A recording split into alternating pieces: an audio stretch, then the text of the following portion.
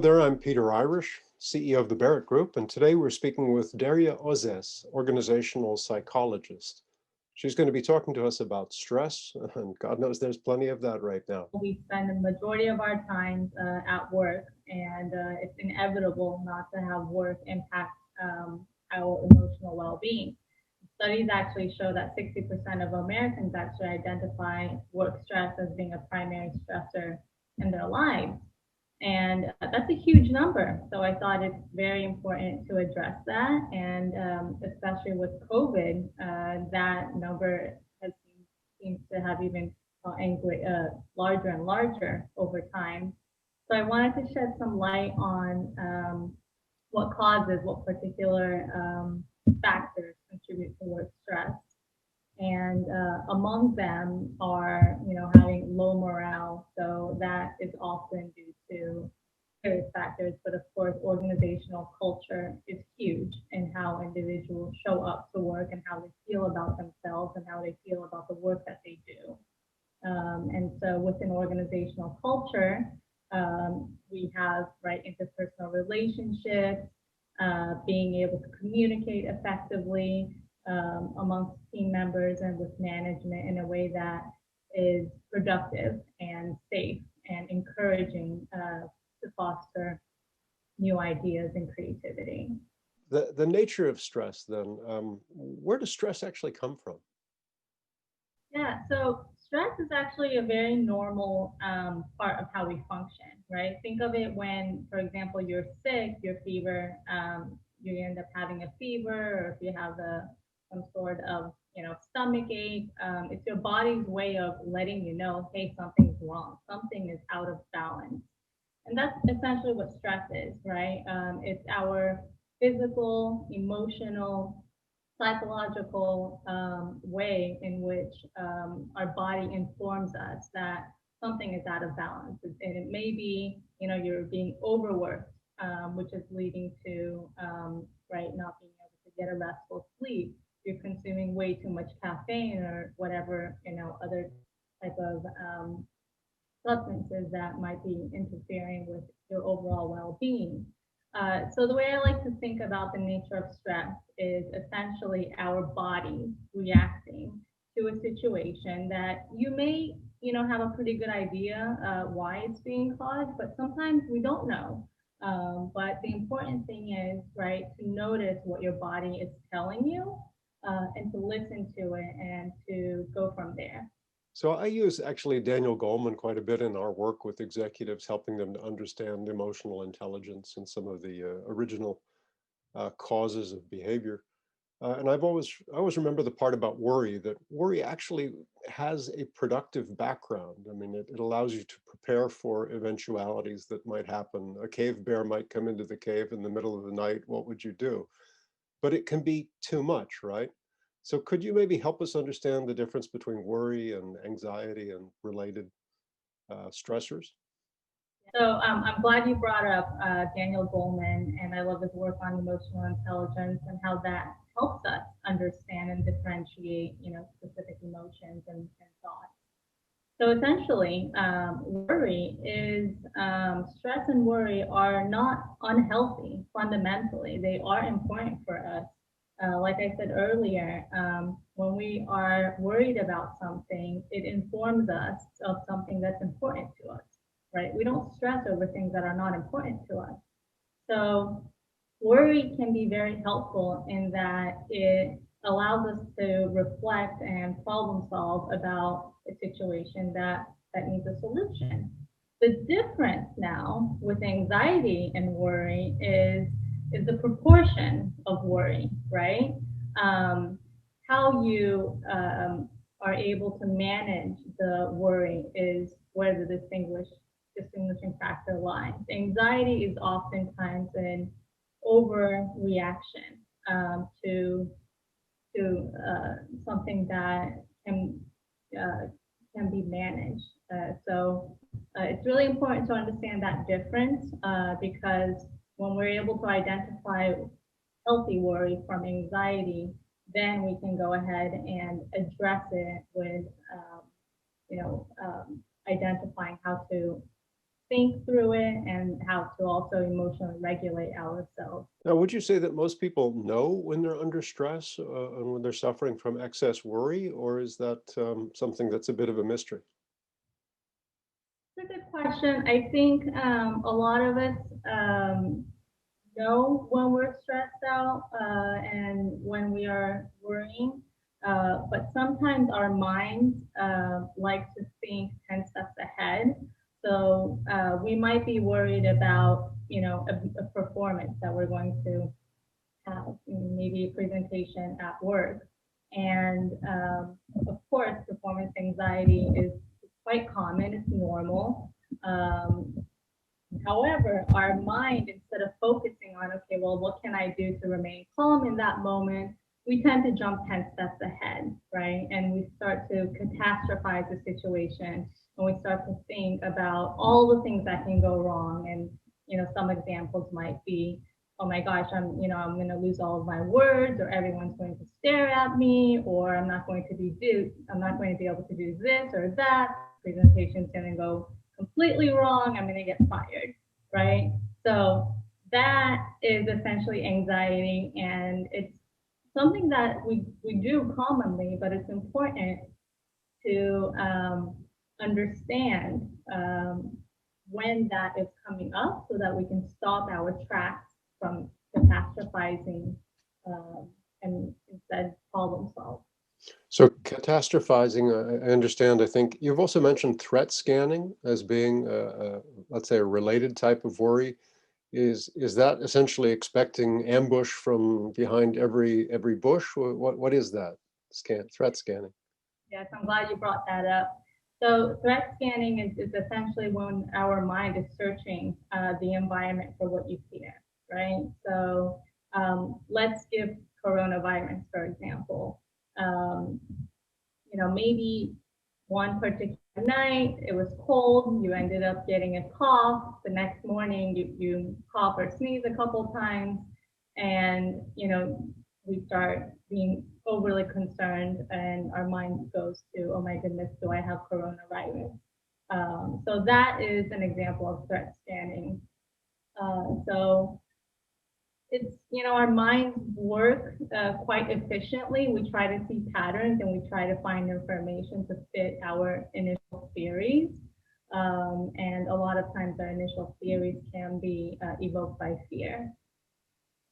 Now, not all worries are, let's say, hypothetical. Some of them are very, very practical worries. What should we take them more seriously, less seriously? What's the difference really between a hypothetical and a practical worry from your point of view? Yeah, so hypothetical worries are essentially focused more on the future. So they are if then thoughts. So what if this happens? What if that happens? Creating scenarios, imagining scenarios, similar to catastrophizing, right? Um, where we focus on things that have not yet happened, things that have no evidence for happening, but we spend a lot of energy thinking about, well, what if this happens? Then that means this, right? So that doesn't do us any good when we focus too much on the future because the future isn't here yet.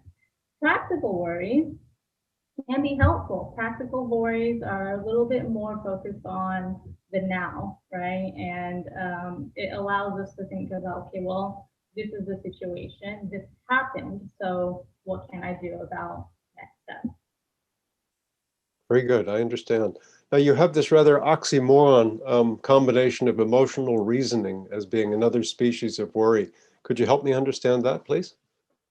Yeah, emotional reasoning is something very common, I find in my practice, especially when we are not in ideal conditions, right? When we are experiencing high levels of anxiety and stress, especially when we're making decisions, emotional reasoning tends to come forward. And what emotional reasoning is we give a way too much weight to our emotions. And so what I mean by that is, right, we might feel that, okay, I'm feeling scared, so something must be wrong. I must be in danger. Or I feel really guilty. I must have done something wrong. So these are messages where we start to impose assumptions about a situation and our beliefs. And there's actually a great deal of study by um, this by Peter Levine, the doctor, and he wrote this book called Guilt, Shame, and Anxiety. And what he argues is certain emotions are actually learned from very, very early on in our childhood. And one of the primary emotions we learned is guilt. Um, Guilt and shame. Oftentimes we learn from, our young years. And one example that comes to mind, right, is let's say you have a cookie. You sneak out a cookie when you're 2 years old, and your teacher or your parent says, no, no, no, bad girl, right, or bad boy. Um, Kids are smart. They pick up on those messages, and ultimately what ends up happening is we internalize those messages, right? It's like an authority just told us, bad girl, bad boy, I must have done something terrible. And so when we hear these messages and we hear them in different forms throughout our lives, we begin to believe them. And they're so fundamentally engraved that when we grow up into adult, independent adults, we start to make these associations where, if something is wrong or we start to feel a little bit of discomfort, we automatically make those associations of, oh, I must have done something terrible because the last time I had this feeling was, a million times when I was a kid or a teenager. And then your last form of stress, really, or worry, is the fortune telling. Tell us a little bit about that. Right. So fortune telling is when we start to interpret predictions as facts, right? So this is once again being too focused on the future. So if let's say something bad happens, something unfortunate happens, okay, we have all been working from home for the past, however many months. But in the beginning, when the pandemic happened, right, we didn't know how long we were going to be working from home or the conditions. And so a lot of our minds started to think that, oh my goodness, we're going to be stuck home. We're never going to be able to see our friends. This is going to be terrible. We're going to be stuck in here for years and years. Um, and even though things haven't been ideal, there's still progress. And so the idea with fortune telling is our mind starts to get fixated on predictions as facts, and loses the ability to focus on progress and what is working. That's really helpful. And so just to summarize, what I think I've heard is threat scanning, catastrophizing, hypothetical worry, practical worries, emotional reasoning, and fortune telling are sort of your six categories of worry. Is that fair? That is fair. Now, do they apply just as much to the workplace as to the private life, or how would an executive benefit from this self-knowledge? That's a good question. So I think these concepts apply definitely to private life, but also to our workplace. And when we think about leadership, um, they are something. What comes to my mind is change, right? Change initiatives. Let's say the organization is going from a small business to a larger business.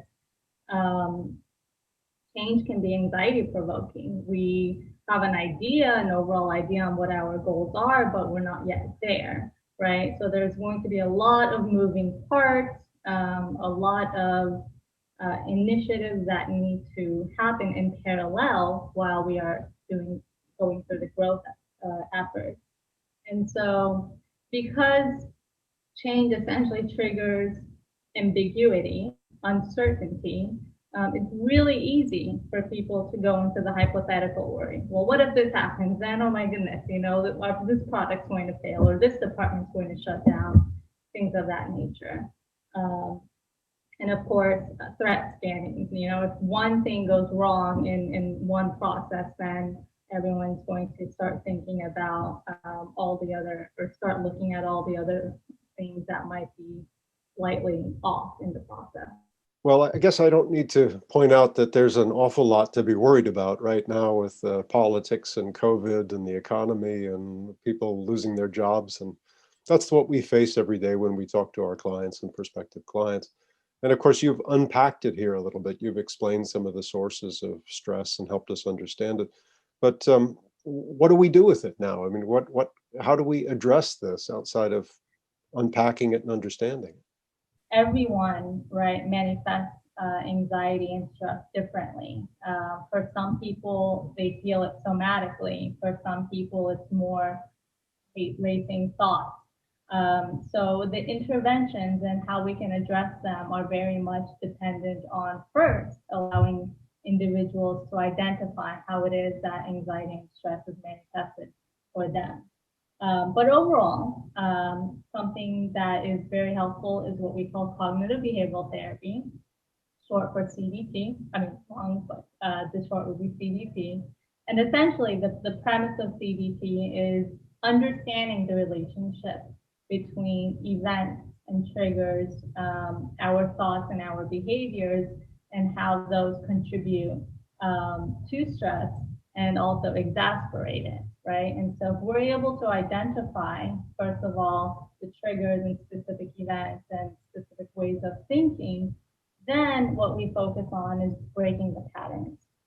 So we are very quick to habit forming, right? And so it's really important if we're going to break the patterns and how we think and how we react, we have to understand them.